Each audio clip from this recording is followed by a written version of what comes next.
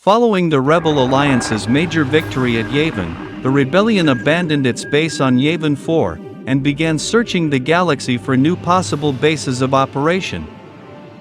They did it on the planet Hoth, and the Corps of Engineers constructed the base over the course of 2 standard years, but the base was inhabited for less than a month before the battle took place. The Empire began to intensify its search for the rebel base. As part of Project Swarm, the Empire sent Viper probe droids to search for the rebel base throughout the galaxy. Viper probe XJ9CS-14 was deployed from the Imperial II-class Star Destroyer Stalker and eventually located the rebel base. On the ground, Commander Luke Skywalker spotted the probe droid crash while on a reconnaissance mission on his Tauntaun, and believing it to be a meteorite, went closer to investigate. On his way, Skywalker was attacked by a native Wampa and dragged off into a cave before he could get a closer look.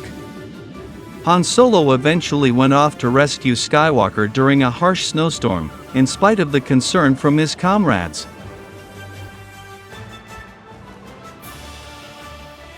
Later, Solo and Chewbacca were tasked with investigating the lead that Skywalker came across, leading to their discovery of the existence of the probe droid. Upon being spotted by it, Han attempted to destroy it, only to have droid activate its self-destruct mechanism.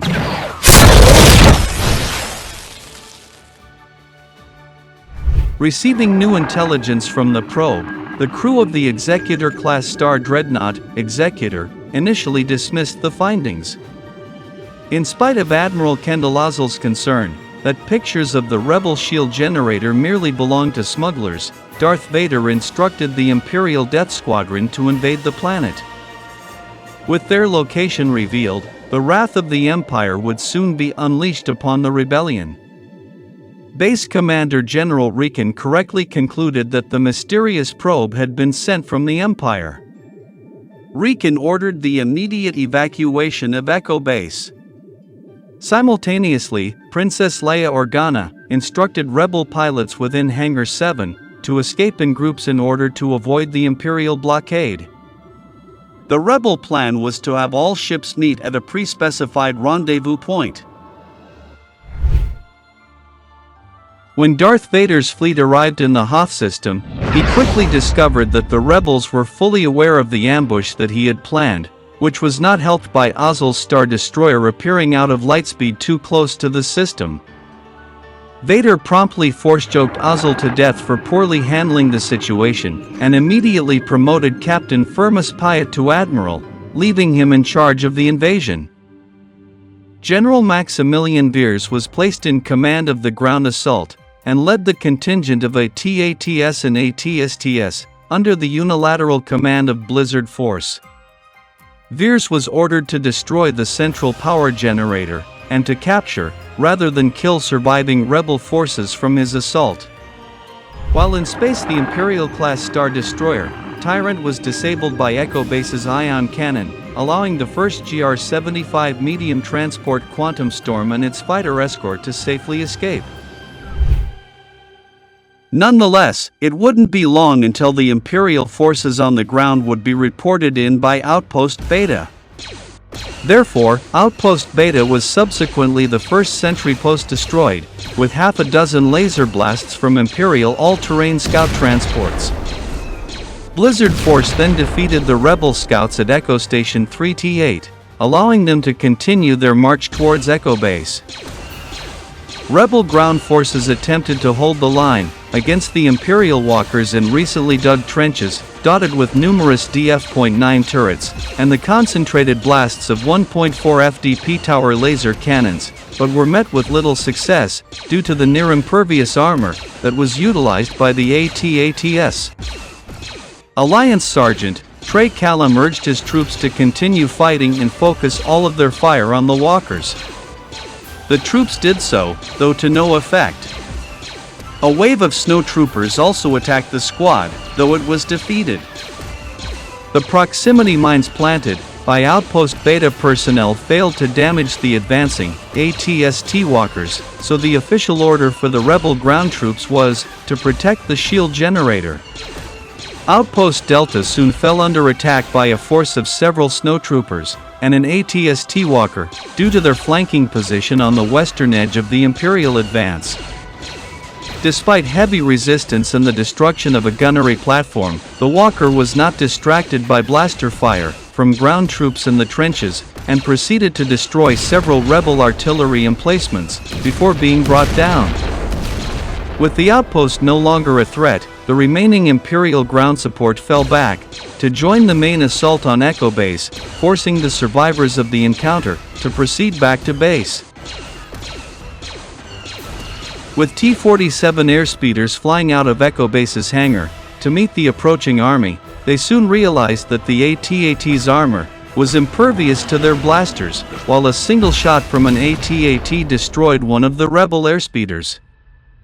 Despite this, pilots Thane Kirill and Yender managed to badly damage a walker's leg by shooting at its joints, ultimately detaching its foot and disabling the behemoth. Shortly afterwards, Rogue Squadron, led by Luke Skywalker and Wedge Antilles, were able to utilize T-47 airspeeders to slow the Imperial advance. Antilles and his gunner, Wes Jansen, followed Skywalker's suggestion and used their T-47's tow cables to topple an AT-AT, before blowing it to smithereens in its weakened state. However, Skywalker's own snowspeeder was blasted by an AT-AT, killing his co-pilot Dak Roltair. Skywalker initially kept his speeder in the air, but it eventually crashed and was subsequently crushed underfoot by a walker. Skywalker was able to attach himself to the nearby AT-AT with his hoist cable, allowing him to use his lightsaber to cut through the walker's armor. Then Skywalker threw a thermal detonator in the hole he'd cut, and another AT-AT was brought to a screeching halt. Despite their valiant efforts, the rebels were unable to hold the Imperials back. Simultaneously, Blizzards 6, 9, and 8 fired on retreating remnants of hangar defense trenches. With many of the rebel defense turrets destroyed, the rebel troops were forced to retreat back to Echo Base, only to discover that Rebel Command's last order was one of total evacuation. Upon reaching firing range of Echo Base's shield generator, Veers informed Vader that it was safe for him to land, and ordered the troops within his walkers to disembark. Then he managed to annihilate the generator, leaving Echo Base vulnerable to orbital bombardment, and allowing Lord Vader's shuttle to land on Hoth. And with a team of snowtroopers from the 501st, he led the ground assault, while the rest of the rebels were trying to evacuate the base. Solo, Organa, and their droids C-3PO and R2-D2 were cut off from the Bright Hope by a hallway collapse, so they made their way to Solo's Millennium Falcon instead. With troopers arriving in the hangar, where the Falcon was kept, the light freighter was not able to start up immediately due to damage it had sustained earlier, but nonetheless held off approaching snowtroopers by utilizing the ship's weapons systems. Just as Vader arrived, the Millennium Falcon managed to escape to the hangar and subsequently, the Hoth system, carrying Solo and his associates. Luke Skywalker was able to make his way back to Echo Base before the Empire destroyed it, and took off in an X-Wing, escorting the GR-75 medium transport, duty-free, with the aid of Wedge Antilles, off the planet. Luke then chose not to go to the rendezvous point, in order to find Jedi Master Yoda, per the request of the Force Ghost, of the late Jedi Obi-Wan Kenobi. Meanwhile, Solo and his group were unable to go to Lightspeed due to engine trouble, and were forced to flee from the Imperial fleet by other means. Despite most of the remnants of the rebellion's troops on Hoth managed to escape, the Alliance fleet and Alliance High Command was scattered, leaving many of the leaders of the Rebel Alliance separated from their forces and without orders.